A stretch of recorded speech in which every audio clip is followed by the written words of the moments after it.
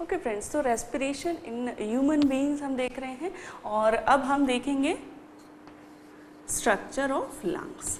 ठीक है, लंग्स किस प्रकार का होता है। ठीक है, सो ये ट्रैकिया है जो कि बाइफरकेट हो रही है।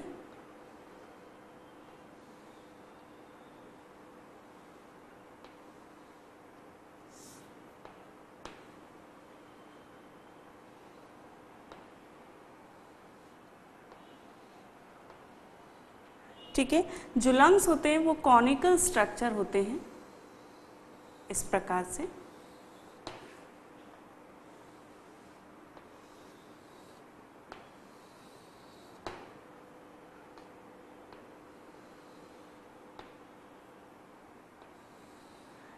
ठीक है, यदि एक्सटर्नली आप लंग्स को देखेंगे तो पिंकिश कलर के स्ट्रक्चर होते हैं और कोनिकल इन शेप होते हैं। और जो लेफ्ट और राइट लंग है, राइट लंग में 3 लोब्स होते हैं और जो लेफ्ट लंग है उसमें 2 लोब्स होते हैं। ठीक है, ठीक, तो इस प्रकार लोब्स में रहते हैं लंग्स दोनों साइड के। तो राइट जो होता है उसमें 3 लोब्स एंड लेफ्ट में 2 लोब्स। ठीक, तो इस प्रकार होते हैं। फर्दर जो मैंने बताया कि ब्रोंकाइज जो हैं वो किस प्रकार डिवाइड होती हैं।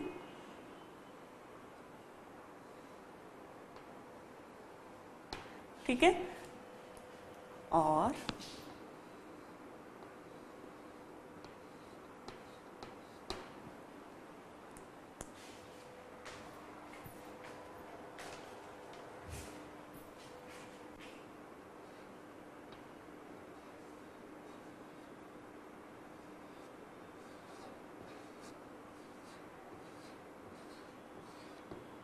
ठीक है, यहाँ पर जो ब्रांचिंग देख रहे हैं आप, ठीक है, फर्दर जब ब्रोंकाइज एंटर करती हैं लंग्स में, फिर फर्दर उसमें डिवीजन होता है। ठीक है, और ये इस प्रकार सेकेंडरी ब्रोंकाई,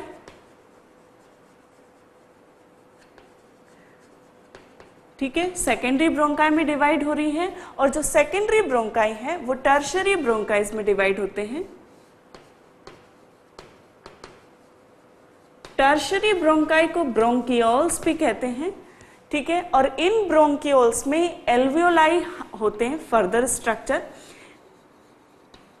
एल्वियोलाई जो होते हैं ग्रेप्स लाइक स्ट्रक्चर होते हैं। ब्रांच ऑफ ग्रेप्स जो है स्ट्रक्चर होते हैं स्मॉल, और ये जो एल्वियोलाई होते हैं इनमें फर्दर गैसेस का एक्सचेंज होता है। ठीक है, तो लंग्स में हमने सबसे पहले देखा कि लंग्स कैसे स्ट्रक्चर हैं, कोनिकल हैं, पिंकिश कलर के होते हैं। ठीक है, काफी डेलिकेट होते हैं और इन्फ्लेटेबल होते हैं। ठीक है, ये डिफ्लेट भी हो सकते हैं, काफी इलास्टिक स्ट्रक्चर होता है इसका। ठीक है, इसलिए इन्फ्लैट और डिफ्लेट हो सकते हैं और इसी वजह से जो है ये हम सांस ले पाते हैं। ठीक है, लेकिन जो लंग्स होते हैं उनमें खुद का कोई मूवमेंट नहीं होता।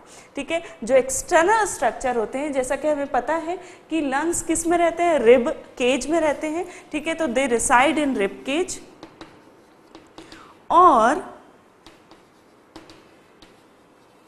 इसके नीचे एक मसल होती है और उस मसल को कहते हैं डायफ्राम।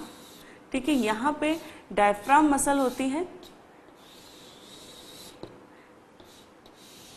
और इस मसल के मूवमेंट की वजह से और साथ ही मसल जो रिब्स की मसल होती है उनके मूवमेंट की वजह से जो थोरैसिक कैविटी है वो बड़ी हो सकती है, वो कॉन्ट्रैक्ट होती है और वो जो है बड़ी हो सकती है, इन्फ्लैट हो सकती है, और उसी की वजह से ये लंग्स जो हैं वो डिफ्लेट और इन्फ्लैट हो पाते हैं। ठीक है, तो जो लंग्स होते हैं उनका कुछ खुद का या ओन मूवमेंट नहीं होता, लेकिन रिब केज और साथ ही डायफ्राम के द्वारा, डायफ्राम के मूवमेंट की वजह से, ठीक है, ये क्या करते हैं, ब्रीदिंग में हेल्प करते हैं। ठीक है, they help in breathing and inflation and deflation of lung.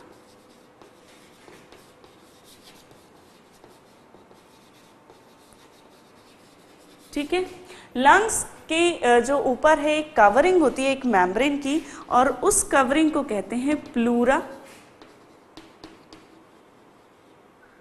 और दो प्लूरा के बीच में जो है एक फ्लूइड होता है जिसे प्लूरल फ्लूइड कहा जाता है, ठीक है। और ये जो है मेम्ब्रेन, ये क्या करता है, प्लूरल जो इसकी कवरिंग होती है, प्लूरल कवरिंग या प्लूरा जो होता है, उसमें उसका क्या फंक्शनिंग होता है कि जब लंग्स डिफ्लैट और इनफ्लैट हो, ठीक है, जब ये कॉन्ट्रैक्ट और रिट्रैक्ट हो, तो उसमें क्या होता है कि इनका स्मूथ मूवमेंट हो सके, तो they allow the smooth movement of lungs, ठीक है। अच्छा, उसके बाद हमने देखा कि जो ब्रोंकाई है वो लंग्स में जाके किस में डिवाइड होते हैं, सेकेंडरी ब्रोंकाइज में, और सेकेंडरी ब्रोंकाई टर्शरी ब्रोंकाई में, और टर्शरी ब्रोंकाई में रहते हैं एल्वेलाइज, और इनको टुगेदर कहा जाता है ब्रोंकियल ट्री, ठीक है। They together called as bronchial tree, क्योंकि एक ट्री लाइक स्ट्रक्चर हो गया, ब्रांचिंग है, इसलिए इस पूरे स्ट्रक्चर को कहा जाता है, इस whole structure is called as bronchial tree, ठीक है। हर जो ईच लंग जो है it contains around 400 million alveoli, ठीक है। तो each lung contain around 400 million alveoli। अब ये जो alveolis होते हैं, ठीक है, यहाँ पर फर्दर यदि हम बना के देखें तो किस प्रकार के जो स्ट्रक्चर है वो बनेगा,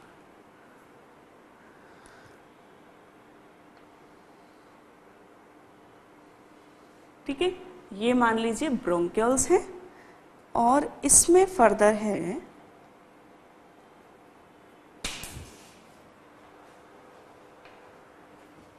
एल्वेलाइज,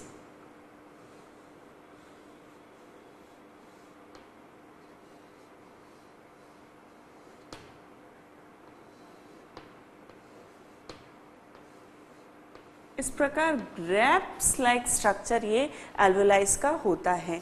अब जैसा कि हमने बताया कि जो एल्वेलाई है ये एक बेसिक यूनिट है रेस्पिरेशन की, ब्रीदिंग की, जहाँ पर कि गैसेस एक्सचेंज हो रहा है।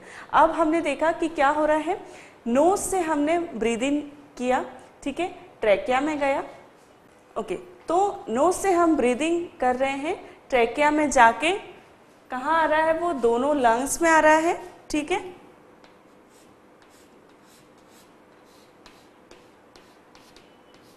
ठीक,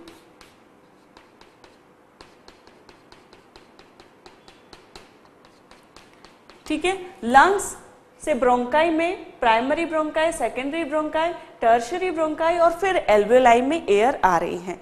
ये जो एल्वेलाई होते हैं ये भी इन्फ्लेटेबल स्ट्रक्चर होते हैं और ये भी इन्फ्लैट और डिफ्लेट हो सकते हैं, ठीक है। तो ये काफ़ी इलास्टिक ही होते हैं एल्वेलाइज, ठीक। और एल्वेलाई का स्ट्रक्चर किस प्रकार होता है, ग्रैप्स लाइक होते हैं ये, ठीक है, बंच ऑफ ग्रैप्स, और ये इनकी जो वॉल होती है काफ़ी थिन और परमिएबल होती है, मॉइस्ट होते हैं, ये वॉल जो है काफ़ी थिन, परमिएबल और मॉइस्ट होती है, और काफ़ी रिच ब्लड सप्लाई जो है इनमें होती है, ठीक है। ओके, मान लें कि ये जो है ये है ब्रोंकाइस, ठीक, ये ब्रोंक्यूल्स हैं और ब्रोंक्यूल्स में है एल्वेलाई, ठीक, इस प्रकार। अब यदि इसमें हम ब्लड सप्लाई देखें तो कैसी होगी, ठीक है। तो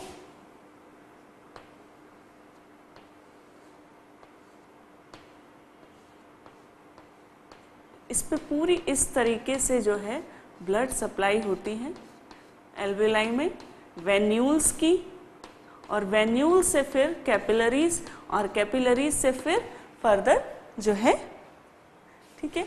अब यहाँ पे आप देख सकते हैं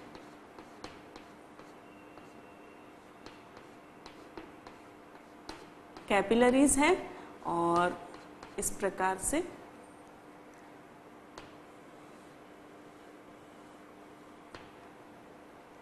कैपिलरीज की ब्रांच और यहाँ पे आर्टरीज, ठीक है, और आर्टरीज से फर्दर, ठीक।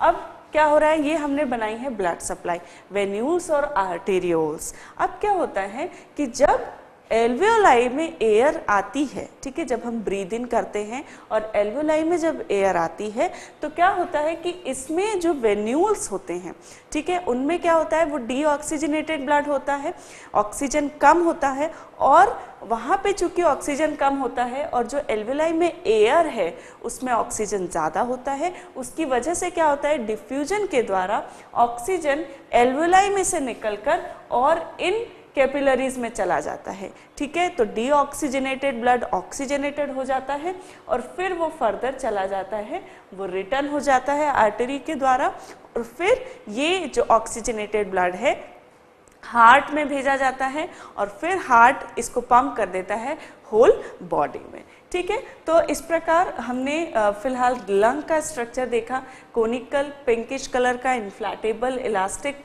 होता है, लोब्स होते हैं इसके, ठीक है, राइट और लेफ्ट दोनों में ही लोब्स होते हैं, प्लूरल कवरिंग होती है और जिसके बीच में फ्लूइड होता है इसे प्लूरल फ्लूइड कहते हैं, जो कि स्मूथ मूवमेंट को अलाउ करता है लंग्स के। ब्रोंकाई का ब्रोंकियल ट्री हमने देखा, फिर हमने देखा एल्वेलाई जो कि काफ़ी थिन परमेबल और मॉइस्ट वॉल होती है इनकी, और ये भी इलास्टिक होते हैं, इनफ्लैट और डिफ्लैट हो सकते हैं, और गैसियस एक्सचेंज का काम करते हैं एल्वेलाई, ठीक है। प्रॉपर मैकेनिज्म हम देखेंगे, अभी सिर्फ मैंने आपको एक शॉर्ट में समझाया कि एल्वोलाई में किस तरीके से गैसियस एक्सचेंज होता है, ठीक है, ओके। तो इस प्रकार हमने देखा स्ट्रक्चर ऑफ लंग। अब हम देखेंगे मैकेनिज्म ऑफ ब्रीदिंग, किस प्रकार ब्रीदिंग की मैकेनिज्म होती है। पूरा स्ट्रक्चर हमने समझ लिया है कैसा होता है लंग के अंदर जो है, किस प्रकार का स्ट्रक्चर होता है, ठीक है। और ये जो एल्वियोलाई ये बहुत ही स्मॉल होते हैं, ठीक है, और जो ब्रोंक्यूल्स होती हैं they are also like hair, ठीक है, इतनी थिन होती हैं एज हेयर, और ये जो है इसलिए बता रहे हैं so that you can imagine कि किस प्रकार का स्ट्रक्चर होता होगा। और जैसे कि मैंने बताया कि अराउंड 400 मिलियन एल्वियोलाइज होते हैं, दैट मीन्स आप सोच सकते हैं कि कितने टाइनी स्ट्रक्चर्स होते होंगे एल्वियोलाई का, जो कि 400 मिलियन होते हैं एक लंग में, एक साइड के लंग में, ठीक है। और उसके बाद मैंने आपको स्ट्रक्चर बताया कि किस प्रकार ब्लड सप्लाई होती है, ठीक है। यहाँ पर ये जो है आर्टेरियोल्स हैं और ये है वेन्यूल्स, ठीक है, वेन और आर्टरीज की ब्रांचेस होती हैं दोनों, और जो कि एल्वोलाई को सप्लाई करती हैं, ठीक। तो इस प्रकार हमने पूरा स्ट्रक्चर देख लिया है और अब हम देखने जा रहे हैं कि मैकेनिज्म किस प्रकार होती है, हम किस प्रकार ब्रीद इन और ब्रीद आउट कर पाते हैं और किस प्रकार जो है रेस्पिरेशन हो पाता है।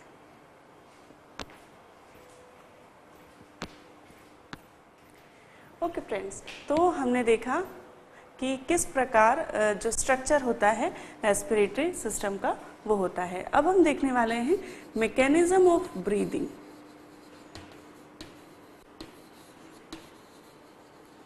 ठीक है। तो ब्रीदिंग की मैकेनिज्म क्या है, किस प्रकार हम ब्रीदिंग कर पाते हैं, ठीक है, तो वो अब हम देखने वाले हैं, ठीक। तो सबसे पहले हम देखेंगे कि एक्चुअल में ब्रीद इन और ब्रीद आउट हम किस प्रकार कर पाते हैं। तो जैसा कि मैंने बताया कि लंग्स का खुद का कोई मूवमेंट नहीं होता, ठीक है, लंग्स खुद से ना तो डिफ्लैट कर सकते हैं ना इन्फ्लैट कर सकते हैं, लेकिन हमें पता है कि लंग्स के एक तो मैंने आपको बताया कि मसल होती हैं, ठीक है, बिलो द लंग्स, और जिसे कहते हैं डायफ्राम, ओके। और साथ ही जो लंग्स हैं वो थोरैसिक कैविटी में रहते हैं, और ये थोरैसिक कैविटी किसके द्वारा बनती है, रिब्स के द्वारा, रिब केज के द्वारा, और बैक साइड में ये रहता है वर्टिब्रल कॉलम, ठीक। तो ये जो रिब केज है, रिब्स में मसल होती हैं दो प्रकार की, एक्सटर्नल इंटरकॉस्टल और internal intercostal, external intercostal and internal intercostal. ये रिब्स के बीच में रहती हैं मसल्स, और एक मसल है डायफ्राम। ये तीनों मसल्स जो रहती हैं ये ब्रीदिंग के लिए जो मूवमेंट होता है चेस्ट कैविटी का, उसके लिए ये तीनों मसल्स इन्वॉल्व होती हैं। और जब ये डायफ्राम जो है ये कॉन्ट्रैक्ट होता है, तो जब ये रिलैक्स होता है तो ये स्ट्रेट होता है डायफ्राम। जब ये कॉन्ट्रैक्ट होता है तो डायफ्राम जो है डोम शेप हो जाता है। ठीक है, इस प्रकार डोम शेप हो जाता है। और डोम शेप होने के साथ ही जो चेस्ट कैविटी है इसे ये जो है फॉरवर्डली बढ़ा देता है। और इस प्रकार फॉरवर्डली बढ़ने की वजह से क्या होता है कि इंटरनली लंग्स में नेगेटिव प्रेशर क्रिएट होता है, जिसकी वजह से जो एक्सटर्नली एयर है वो अंदर आ जाती है और हम ब्रीद इन कर पाते। ठीक है, तो ये मसल्स क्या कर रही हैं, डायफ्राम, इंटरनल इंटरकॉस्टल और एक्सटर्नल इंटरकॉस्टल, इनकी वजह से जो चेस्ट कैविटी है, थोरैसिक कैविटी है, वो बढ़ रही है वॉल्यूम में और उसकी वजह से लंग्स में एयर इन हो रही है। ठीक है, साथ ही जब हमें एक्सहेल करना पड़ता है तो ये जो डायफ्राम है ये रिलैक्स हो जाता है। ठीक है, और साथ ही जो इंटरनल इंटरकॉस्टल मसल होती है उसके कॉन्ट्रैक्ट होने से थोरैसिक कैविटी जो है वो कम हो जाती है, कॉन्ट्रैक्ट होती है और उसकी वजह से जो लंग्स हैं वो भी डिफ्लेट हो जाते हैं। और इस प्रकार डिफ्लेट होने की वजह से हम क्या कर पाते हैं, इन्फ्लेशन एंड डिफ्लेशन। ठीक है, तो डिफ्लेट होने की वजह से हम क्या कर पाते हैं, ब्रीथ आउट कर पाते हैं। तो जो भी अंदर एयर है लंग्स में वो बाहर निकल जाती है और हम ब्रीथ आउट कर लेते हैं। और जब लंग्स इन्फ्लेट होते हैं तो हम ब्रीथ इन कर पाते हैं। तो इस प्रकार ये जो मसल्स होती हैं डायफ्राम, एक्सटर्नल इंटरकॉस्टल और इंटरनल इंटरकॉस्टल, ये सभी ब्रीदिंग में इन्वॉल्व होती हैं। तो इस प्रकार मैकेनिज्म ऑफ ब्रीदिंग हमने समझा। फिर गैसियस एक्सचेंज एल्वोलाई में किस प्रकार होता है, तो exchange of gases in alveoli.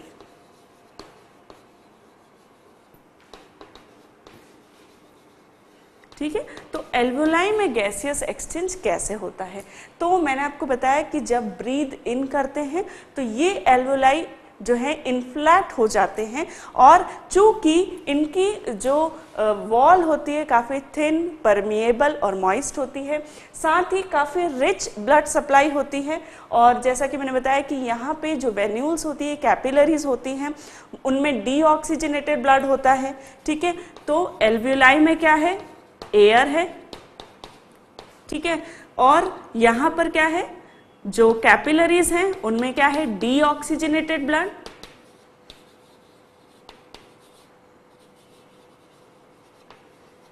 और हमने पढ़ा है कि डिफ्यूजन में क्या होता है, हायर कॉन्सेंट्रेशन से लोअर कॉन्सेंट्रेशन की तरफ मॉलिक्यूल जाते हैं। और चूंकि यहाँ पे हायर कॉन्सेंट्रेशन है किसका, ऑक्सीजन का, तो ऑक्सीजन यहाँ से कहाँ चला जाएगा, डीऑक्सीजनेटेड ब्लड में, क्योंकि जो हीमोग्लोबिन होता है डीऑक्सीजनेटेड ब्लड में उसकी एफिनिटी होती है ऑक्सीजन से, और जैसे ही ऑक्सीजन का कॉन्सेंट्रेशन ज़्यादा होता है तो हीमोग्लोबिन तुरंत ऑक्सीजन से जुड़ जाता है।